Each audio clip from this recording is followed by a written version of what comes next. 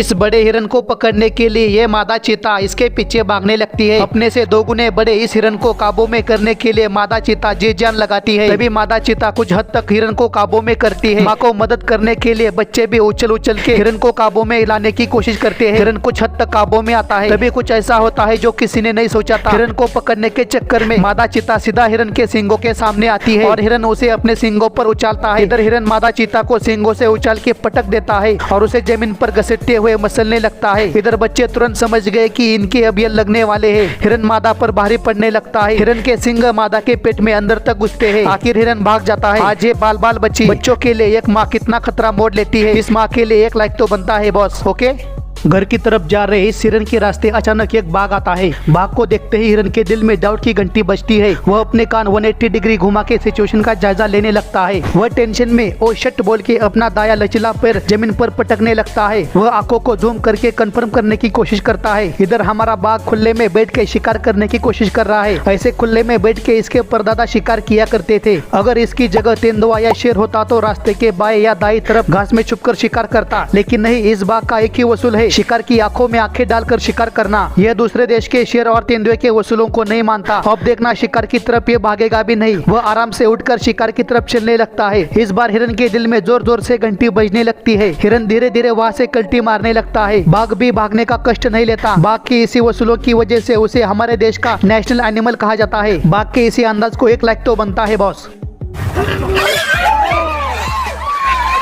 यह सुअर खाने के लालच में बार बार आगे आ रहा था। पास ही इसकी मौत इसका वेट कर रही थी। अगले 2 मिनट में इसके साथ बहुत बुरा होने वाला है। दरअसल नाव में बैठे कुछ नीच लोग सुअर की तरफ खाना फेंक रहे थे। मैंने लोगों को नीच इसलिए बोला क्योंकि वे लोग खाना मगरमच्छ के नजदीक फेंक रहे थे ताकि सुअर मगरमच्छ के रेंज में आए और मगरमच्छ उसे दबोच ले। इन लोगों को बस एक अच्छी फुटेज चाहिए, तभी वे लोग खाना मगरमच्छ के नजदीक फेंकते हैं। सुअर अंजाम की परवाह किए बिना आगे बढ़ता है। इधर मगरमच्छ स्टैचू बन के उसका वेट कर रहा था। सुअर जैसे रेंज में आता है तो मगरमच्छ उसे दबोच लेता है। सुअर चिल्ला के बोलता है, बहुत बड़ा धोखा हुआ मेरे साथ। सुअर के साथी कुछ देर के लिए कंफ्यूज होते हैं कि ये किस बारे में बात कर रहा है। उसका दोस्त आगे आकर बोलता है, तू चिंता मत कर, तेरी पत्नी का ख्याल मैं रखूंगा। मगरमच्छ सुअर को जबरदस्ती अपने साथ पानी में खींच लेता है। अगले ही मिनट में सुअर को जल समाधि मिलती है। इसके साथ क्या हुआ था ये राज भी उसी के साथ चला गया। दोस्तों, अगर आपको नाव में बैठे लोगों पर गुस्सा आ रहा है तो उसे कमेंट में हल्का करना। ओके दोस्तों, स्टोरी अच्छी लगी हो तो वीडियो को लाइक करें और ऐसे ही अमेजिंग फनी वीडियो के लिए मेरे इस यूट्यूब चैनल रोस्टिंग एनिमल को सब्सक्राइब करें। बहुत मेहनत लगती है ऐसा वीडियो बनाने में।